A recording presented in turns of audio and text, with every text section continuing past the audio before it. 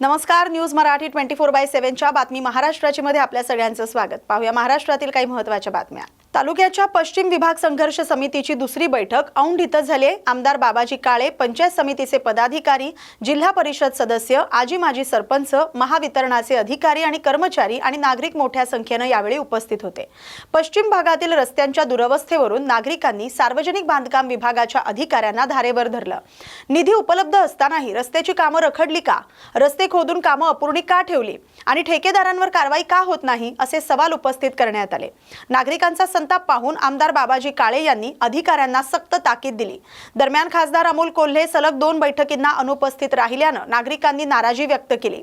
सार्वजनिक बांधकाम विभागानं 31 ऑगस्ट पर्यंत पश्चिम भागातील 5 प्रमुख रस्त्यावरील खड्डे बुजवण्याचं आश्वासन दिले, तर महावितरणनं 100 डीपी बॉक्स आणि 50 ट्रान्सफॉर्मर उपलब्ध असून ते 31 ऑगस्ट पर्यंत बसवण्यासह आवश्यक ठिकाणी तारा आणि खांब बदलण्याचं आश्वासन दिले। पराळे, हैदरज आणि अहिरेप्रमाणे या भागातही नवीन विकास कामं व्हावीत अशी नागरिकांची मागणी आहे। याची आम्ही काळजी घेऊ।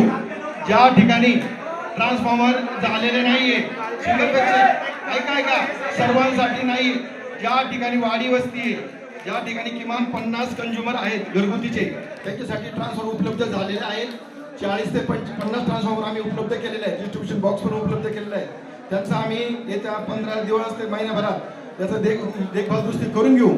आपण इथे या ठिकाणी आंबोलीचा जो विषय आहे, आंबोली गावठाण एक फिडर सेपरेट काढतोय की आंबोलीला 24 तास कसा विद्युत पुरवठा देता येईल, तो बी फिडर आपल्याकडून कार्यान्वित होतोय। आपलं जे सबस्टेशनचं काम आहे वाहून येते, या ठिकाणी जर आपण ते सबस्टेशन कार्यान्वित झालं तर जी यंत्रणा आहे त्याच्यावरचा जर लोड कमी होईल आणि आणखी 3 फिडर आपले कार्यान्वित होईल। रेल्वे नंतर तुमचं आंबोली शिवे असे 3 फिडर आपण काढतोय। तर या ठिकाणी पावसाचं एकदम प्रमाण वाढल्यामुळं आपल्याकडे विजेच्या बाबतीत अनियमितता झालेली आहे। याच्यावर कशी मात करता येईल या दृष्टीने आम्ही मेंटेनन्स करून घेऊ। आम्ही कुठल्याही अनधिकृतपणे दुसरे झिरो वायरमॅन नेमलेले नाही आहेत। आमच्याकडे जो पुरेसा कर्मचारी वर्ग आहे तो सक्षम आहे। श्रावण महिन्याचा पहिला सोमवार आणि नागपंचमी एकाच दिवशी आल्यानं राज्यभरात भक्तिमय वातावरण निर्माण झालं। पहाटेपासूनच शिवालयांमध्ये भाविकांनी दर्शनासाठी गर्दी केली होती। बेलपत्र, दूध आणि फुलांचा अभिषेक करून महादेवाची पूजा केली। ग्रामीण भागात महिलांनी पारंपरिक पद्धतीनं वारुळाची पूजा करून नागदेवतेची आराधना केली। ओव्या, भजन आणि पारंपरिक गीतांमुळे गावागावात उत्साहाचं वातावरण पाहायला मिळालं। धार्मिक परंपरा आणि संस्कृतीचा संगम घडवणारा हा दिवस ठरला। माझे नाव लीलाबाई रामदास सोनवणे, मी मालेगाव तालुक्यात राहते। माझं गावाचं नाव नांदगाव आहे, पण आम्ही लहानपणापासून इथं सेवा करायला येतो। पण आजचा पर्व काळ असा आहे का नागपंचमी आणि श्रावण सोमवार एका दिवशी आला, त्याच्यामुळं आजचा पूजेचं खूप महत्त्व आहे। आणि इतकी गर्दी जमलेली आहे, पहाटे 5 वाजेपासून सारखी गर्दी चालू आहे लोकांची। तर ह्या दर्शनाचा इथे भरपूर मंदिरं पाहण्यासारखे आहे। मारुती मंदिर आहे, देवी मंदिर आहे, शंकरजी मंदिर आहे। इथं आल्यावर तिन्ही दर्शन होतात। रेणुका मातेचं पण दर्शन होतं, गणपतीचं पण दर्शन होतं आणि चंद्रेश्वरीचं पण दर्शन होतं। हे जुनं जमत अग्नीचा आश्रम आहे। तर इथे पुरातन मंदिर आहे, याचा खूप इतिहास मोठा आहे, पण आपल्याला एवढा सांगता येत नाही। जेवढा सांगता आलं तेवढं सांगू शकतो। माझं नाव केतू रामदेव भागवत, मी मंगळूरला रहिवासी असून जे आमचे वडील इथं 6 महिने इथं दर्शनासाठी होते। हे पूर्वीचं जे मंदिर आहे, इथं चंद्रसेन नावाचा पूर्वी राजा राहत होता। इथं विक्रम राजा होता, तो इथं शनी देवाच्या कृपेने इथं ते घोडा याच्यामध्ये रावण घाटामध्ये तिला उतरला होता। आणि तिथून इथं चंद्रसेन राजाने त्या विक्रामध्ये त्याचे हातपाय तोडले होते। त्याला पुष्कळ आता ते जुनं हे आणि हे जे मंदिर आहे तिथं गुरु दयाराम महाराज जे आले होते, हे लहान असताना आले होते। इथं आल्यानंतर त्यांनी इथं हे सर्व गाईचं जे गोबर होतं त्या गोबर मारण्याची ती होती, ती त्यांनी ती सर्व गोबर बाजूला काढून आणि ती पिंड मोकळी केली। आणि मग इथे काही दिवसांनी ते महाराज गावामध्ये आले, चांदोड शहरामध्ये आले आणि तिथून काही लोकांना ती माहिती देऊन या मंदिराचा जीर्णोद्धार केला आणि मग हे हरिद्वार इथं यांची संस्था आहे चंद्रेश्वर जे काही मंदिर आहे हे हरिद्वार या संस्थेपासून इथे झालेले आहे. तेव्हापासून हे जे महाराज दयानंद महाराज यांच्यापासून हे त्याचं उदाहरण चंद्रेश्वरचं उद्धार झालं. प्रथम सोमवारमध्ये आणि नागपंचमी प्रथम सोमवार दोन्ही एकत्र आल्यामुळे भाविकांनी सकाळी 2 वाजेपासून हर भाविकांनी गर्दी केली आणि सकाळी चंद्रेश्वर मंदिराचं 2:15 वाजता रूट अडीचशे 3:30 वाजेपर्यंत चालल्यानंतर 3:30 ते 4:30 वाजेपर्यंत महादेवाची आरती झाली आणि यावेळी भाविकांनी फार हजाराच्या भाविकांनी गर्दी केली. आता सकाळी 2 वाजे तर आता फुल गाडी चालू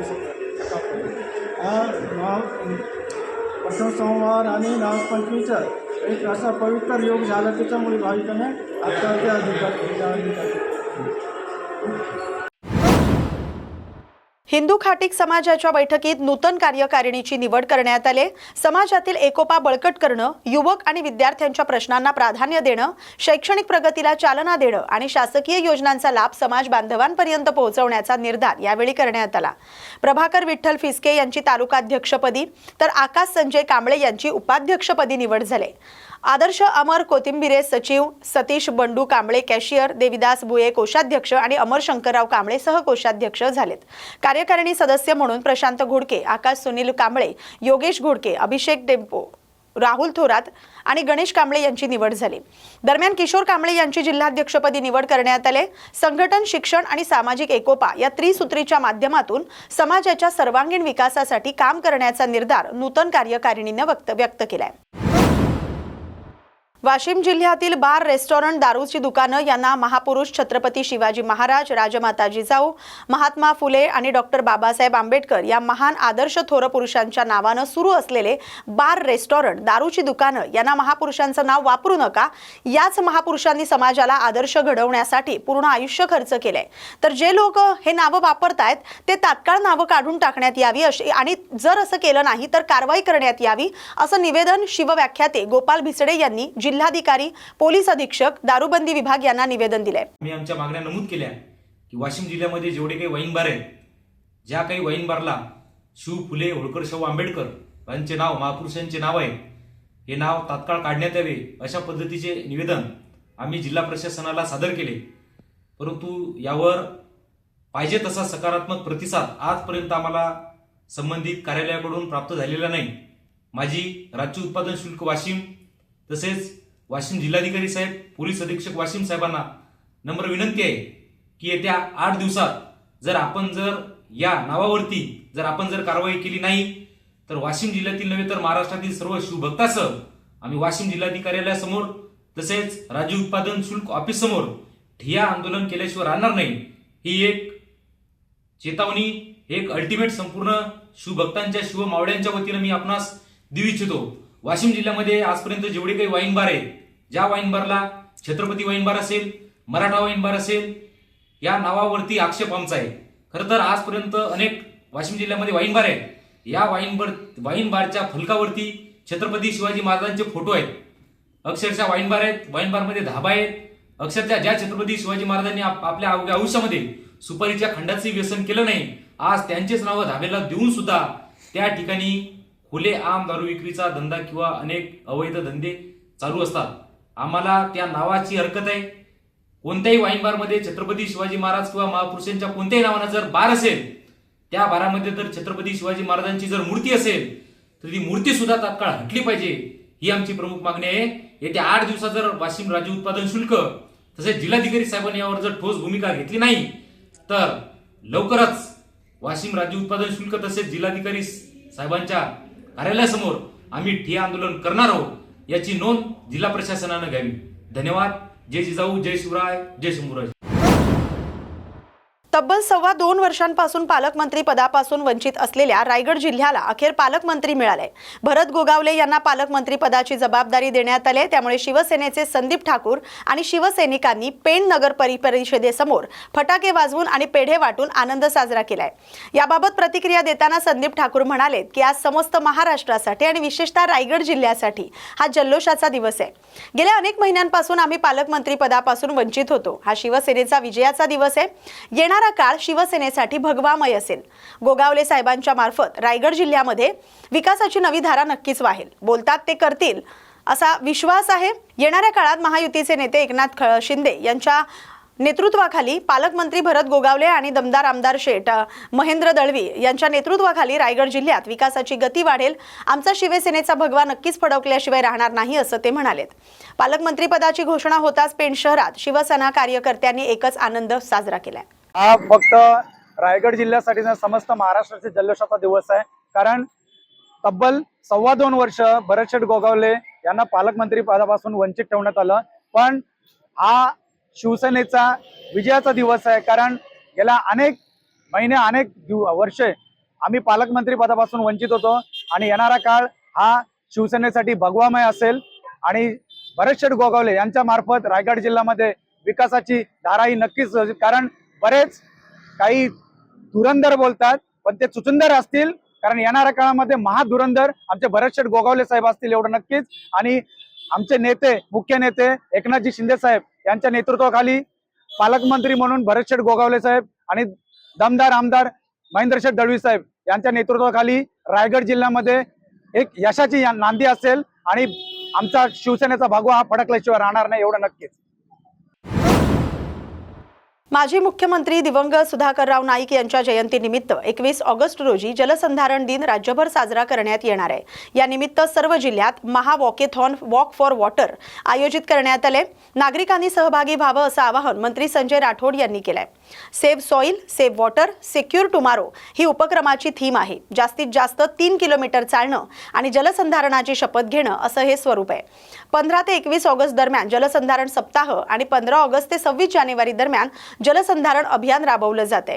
वॉकेथॉनसाठी QR आधारित ऑनलाईन नोंदणी करता येणार आहे. सहभागी प्रत्येकाला ई प्रमाणपत्र मिळणार आहे. जिल्हा स्तरावर प्रथम 10 विजेत्यांचा सन्मान करण्यात येणार आहे. एकूण 71,000 रुपयांची बक्षिसं दिली जाणार आहेत. जलसंवर्धनाला लोकचळवळीचं स्वरूप देण्याचा शासनाचा उद्देश आहे. कन्नड तालुक्यातील जवखेडा इथं स्वातंत्र्य दिनानिमित्त काढण्यात आलेल्या प्रभात फेरी दरम्यान विद्यार्थ्यांच्या हातात लेझीम नसल्याचं पाहून ज्येष्ठ नागरिक उत्तमराव पाटील बिघोत यांनी पुढाकार घेतलाय. त्यांनी दुसऱ्याच दिवशी शाळेला 18 लेझीम उपलब्ध करून दिलेत. यापूर्वी शाळेच्या रंगरंगोटी करता आवाहन करण्यात आलं होतं. त्याला प्रतिसाद देत त्यांचे पुत्र आणि वैजापूर नगरपालिकेचे मुख्य कार्यकारी अधिकारी भागवत बिघोत यांनी वडिलांकडे 25,000 रुपयांची मदत पाठवली. गावाला शाळेचा अभिमान आणि शाळेला गावाचा आधार या भावनेतून बिघोत कुटुंबाकडून वेळोवेळी मदत केली जाते. त्यामुळे शाळेतील शिक्षक आणि शालेय व्यवस्थापन समितीनं त्यांचे आभार मानले. यावेळी ग्रामस्थ, विद्यार्थी आणि शिक्षक मोठ्या संख्येने उपस्थित होते. आज दिनांक 15 ऑगस्ट रोजी स्वातंत्र्य दिनाचं औचित्य साधून गावातील प्रतिष्ठित नागरिक तथा ज्येष्ठ नागरिक श्री उत्तम पाटील बिघोत यांनी शाळेला 18 लेझीम, त्याचप्रमाणे 2 महिन्यापूर्वी ज्यावेळेस रंगरंगोटीचं काम निघालं त्यावेळेस देखील त्यांचे चिरंजीव वैजापूरला सीओ असलेले श्री बिघोत साहेब यांनी देखील नगदी स्वरूपात शाळेला 25,000 रुपये दिले होते. तरी श्रीमान बिघोत साहेब आणि त्यांचे वडील श्री उत्तम पाटील बिघोत यांचे शाळेच्या वतीने त्रिवार धन्यवाद. महाराष्ट्र शासनानं 5 ऑगस्ट रोजी काढलेल्या शासन निर्णयाच्या विरोधात गोंदिया जिल्ह्यातील देवरी येथील आदिवासी विकास प्रकल्प कार्यालयात शेकडो विद्यार्थ्यांनी ठिय्या मांडलाय. या शासन निर्णयाचा निषेध नोंदवत शेकडो आदिवासी विद्यार्थ्यांनी देवरी येथील एकात्मिक आदिवासी विकास प्रकल्प कार्यालयावर धडक देत ठिय्या आंदोलन सुरू केलंय. नव्या GR नुसार वसतिगृह प्रवेशासाठी 26 वर्षांची वयोमर्यादा बंधनकारक करण्यात आली. उच्च शिक्षण आणि स्पर्धा परीक्षांची तयारी करणाऱ्या विद्यार्थ्यांच्या सवलतींवर मर्यादा आणल्या गेल्या. केल्यात. दुर्गम आणि ग्रामीण भागातून येणाऱ्या आदिवासी विद्यार्थ्यांचं वय शिक्षण घेताना नैसर्गिकरित्या वाढतं. अशावेळी 26 वर्षाची अट लादून शासनानं विद्यार्थ्यांचं शैक्षणिक भवितव्य अंधारात ढकलल्याचा आरोप आंदोलकांनी केलाय. आदिवासींच्या हिताचं रक्षण करण्यात अपयशी ठरल्याचा ठपका ठेवत विद्यार्थ्यांनी आदिवासी विकास मंत्री अशोक उईके यांनी आपल्या पदाचा तात्काळ राजीनामा द्यावा अशी आक्रमक भूमिका घेतली आहे. ची गोष्ट केलं ना सर, तर ह्या GR मध्ये 5 परिशिष्ट दिले आहेत, अ ब क ड इ. त्यामध्ये जो पहिला परिशिष्ट आहे म्हणजे अ मध्ये 4थ्या नंबरचा जो पॉईंट आहे त्याच्यामध्ये वयाची अट ही 26 केली आहे.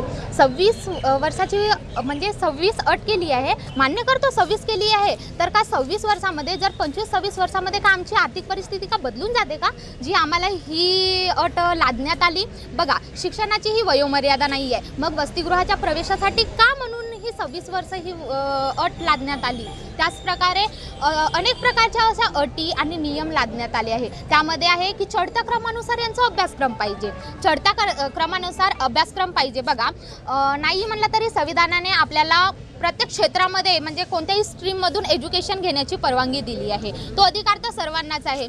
जर BAचा विद्यार्थी हा MSW करत असेल तर त्याला कोणीही रोखू शकत नाही. पण हे लोक म्हणत आहेत की BA केल्यानंतर तुम्ही MA करा. हे काही झालं.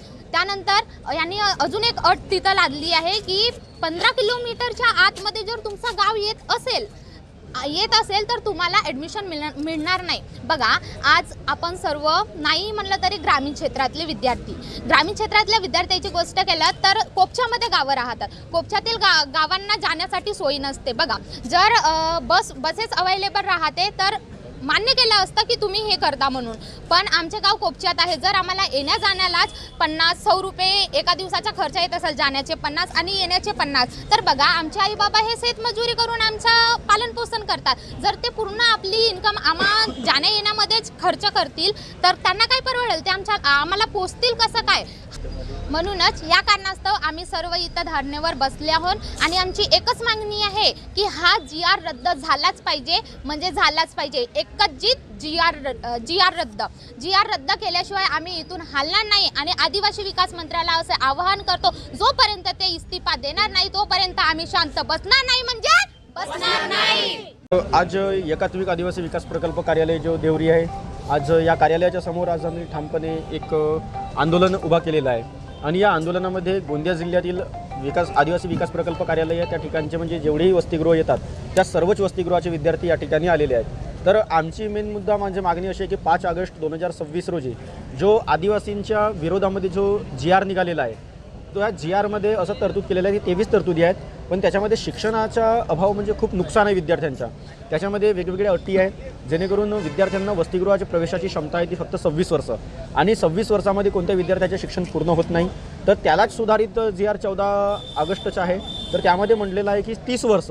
परंतु जर एखाद्या नोकरीवर जर लागायची असेल तर त्याला आपल्याला जेमतेम 36 वर्ष आयु असते, आणि त्याच्यामध्ये ते आपली जे 26 वर्षाची जी अट आहे ते तर पूर्णपणे रद्द झाले पाहिजे. आणि जे 5 ऑगस्ट 2026चा जो GR आहे तो 100% म्हणजे पूर्णच्या पूर्ण रद्द झाला पाहिजे. हो, जर आमचं असं आहे की आदिवासी मंत्री जे आहेत त्यांनी हा GR काढलेला आहे, तर या देशामध्ये जर आदिवासी विद्यार्थ्यांसोबत त्यांच्या शिक्षणावर किंवा शिक्षण व्यवस्थेवर जर असं काही होत असेल तर आमचं एकच म्हणणं आहे की आदिवासी मंत्र्यांना जर GR रद्द करायचा नसेल तर त्यांनी आपला राजीनामा द्यावा. अचलपूर येथील गेल्या अनेक वर्षांपासून बंद असलेली फिनले मिल तातडीनं सुरू करावी, तसंच कामगारांच्या प्रलंबित मागण्या मार्गी लावाव्यात. या मागणीसाठी भारतीय मजदूर संघाच्या वतीनं जिल्हाधिकारी कार्यालयासमोर आक्रोश आंदोलन करण्यात आले. यावेळी ASICची वेतन मर्यादा 21,000हून 42,000 तर EPFची मर्यादा 15,000हून 30,000 रुपये करण्याची मागणी करण्यात आली. EPF अंतर्गत किमान पेन्शन 7,500 रुपये आणि ग्रॅच्युटीची मर्यादा 40 लाख रुपये करण्याची मागणी करण्यात आली. गटसचिव कर्मचाऱ्यांचं थकीत आणि नियमित वेतन देण्यासाठी निधी उपलब्ध करावा, तसंच CMRC महिला कर्मचाऱ्यांसाठी प्रत्येक CMRCला 15 लाख रुपये आस्थापना खर्च द्यावा अशी मागणी करण्यात आली. आंदोलनाचं नेतृत्व भारतीय मजदूर संघाचे अखिल भारतीय उद्योग प्रभारी गजानन गटलेवार आणि प्रदेश उपाध्यक्ष राजेंद्र दोड यांनी केलंय. विविध उद्योगातील कामगारांनी घोषणाबाजी करत शासनानं मागण्यांवर तातडीनं सकारात्मक निर्णय घ्यावा अशी मागणी केली. नागपंचमीच्या दिवशी हे आंदोलन करण्याचं काम असं आहे की भारतीय मजदूर संघाच्या माध्यमातून आज देशामध्ये संपूर्ण जिल्ह्यामध्ये, संपूर्ण राष्ट्रामध्ये भारतीय मजदूर संघाच्या वतीने आज हे आंदोलन सुरू आहे. भारतीय मजदूर संघाची मागणी आहे की EPSची जी पेन्शन आहे ती अतिशय तुटपुंजी पेन्शन आहे. 1,500-2,000-3,000 रुपये पेन्शन मिळत आहे कर्मचाऱ्यांना. 40 वर्षाच्या नोकरी गेल्यानंतर अतिशय तुटपुंज्या वेतनामध्ये हे कर्मचारी जीवन जगत आहे. या पेन्शनमध्ये वाढ व्हायला पाहिजे. कमीत कमी 7,500 रुपये पेन्शन आणि महागाई भत्त्यासहित ती पेन्शन मिळायला पाहिजे, अशी ही एक प्रमुख मागणी मागील अनेक वर्षापासून भारतीय मजदूर संघाने केंद्र सरकारकडे केलेली आहे. ESICची मर्यादा संपून गेलेली आहे. 21,000च्या वरती ज्यांचे पगार झालेले आहे त्यांना ESIC लागू नाही आहे. त्यामुळं औद्योगिक क्षेत्रामध्ये काम करणारे जे कर्मचारी आहे त्यांना रुग्णालयाची सुविधा मिळत नाही आहे. त्यांच्या पगारातनं ESICची वेतन कपात बंद झाल्यामुळं त्यांना प्रायव्हेट दवाखान्यामध्ये जावं लागते. हजारो रुपये त्या ठिकाणी त्यांना खर्च करावा लागत आहे. आणि अशा परिस्थितीमध्ये ESICची मर्यादा 42,000 करण्यात यावी, अशी देखील मागणी भारतीय मजदूर संघाने मागील 4-5 वर्षात केलेली आहे. त्या व्यतिरिक्त केंद्र सरकारने असं म्हटलं होतं की 4 कोड लागू केल्यानंतर आम्ही फ्लोअर मिनिमम लागू करू, किमान वेतन हे वाढवण्यात येईल, परंतु अद्यापपर्यंत त्याची घोषणा झालेली नाही.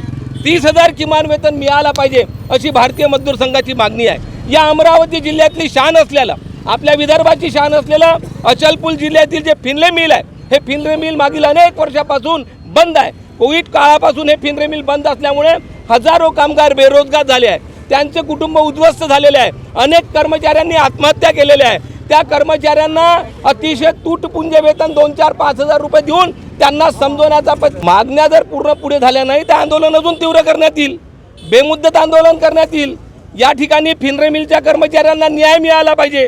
त्यांना जर तुम्ही नोकरीवर परत घेत नसाल तर त्यांचा पूर्ण नोकरीचा हिशोब करून त्यांना ताबडतोब पूर्णच्या पूर्ण पैसे मिळाला पाहिजे, अशी आमची मागणी आहे. शिवसेना शिंदे गटाचे यवतमाळ वाशिमचे खासदार संजय देशमुख यांना सुप्रीम कोर्टानं नोटीस बजावली आहे. ठाकरे सेनेचे खासदार अरविंद सावंत यांनी 6 खासदारांच्या पक्ष बदलाविरोधात याचिका दाखल केली होती. या याचिकेची नोटीस अरविंद सावंत यांचे स्वीय सहाय्यक दीपक घोगल यांनी मुंबईहून येऊन खासदार संजय देशमुख यांच्या चिंचोली निवासस्थानी इथं दिली. या प्रकरणाची सुनावणी 31 ऑगस्ट रोजी सकाळी होणार आहे. खासदार सुनावणीला उपस्थित राहिले नाहीत तर त्यांच्या अनुपस्थित सुनावणी घेतली जाईल, असं नोटीसीमध्ये स्पष्ट करण्यात आलंय.